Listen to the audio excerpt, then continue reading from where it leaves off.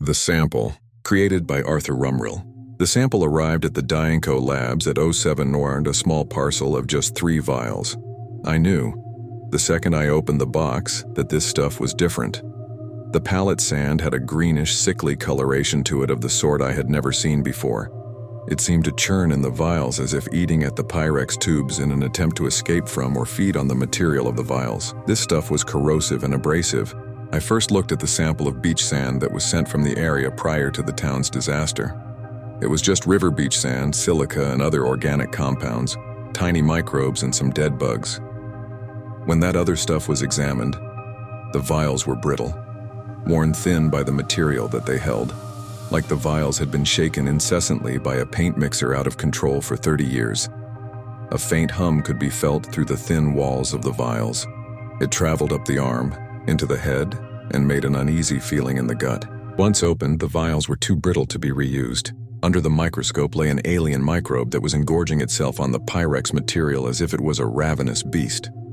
Each particle consumed, producing a spark of energetic light just visible. I reached and retrieved the light spectrometer to measure the intensity and discover the light frequency. It was emitting gamma-ray bursts and ultraviolet radiation. The gamma bursts were the safe level of grays, but rising. Then it produced an exact clone of itself. I swallowed hard, sweating through my undershirt, nerves already stretched tight from the toxic smell of the radioactive death sand.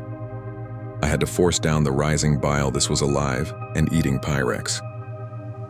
Quickly, I put the substance in a metal tray to watch the reaction. The stainless steel was instantly corroded and began to lose structure. I moved it into several different materials. Wood bowls were an absolute disaster, taking less than a second before containment was breached. The only material that really gave it pause was an old granite bowl bought from a yard sale years ago and placed on my desk to hold pens and paper clips. I had just grabbed anything at that point to pour the material into out of pure desperation. But it held. I put the other 2 vials into the bowl as well as Pyrex and all, then called the Center for Disease Control and the U.S. Department of Energy. This was now nothing I could handle. I don't get paid enough to deal with this. Monday. Typical Monday. I put a metal lead plate over the opening of the bowl, then got up and walked to my desk and sealed off the room. Hitting the emergency breach button in its glass case, chrome vanadium doors 3 feet thick lined with 4 inches of lead automatically slammed down with a jarring final thud. Dust pattered to the floor. I could already see the lead warping and liquefying.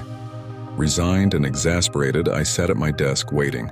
For the end, for help to arrive. Anything. But the sand overflowed the granite bowl and ate the desk, the chair, the magnetometer, microscope, and then the walls. Finally me.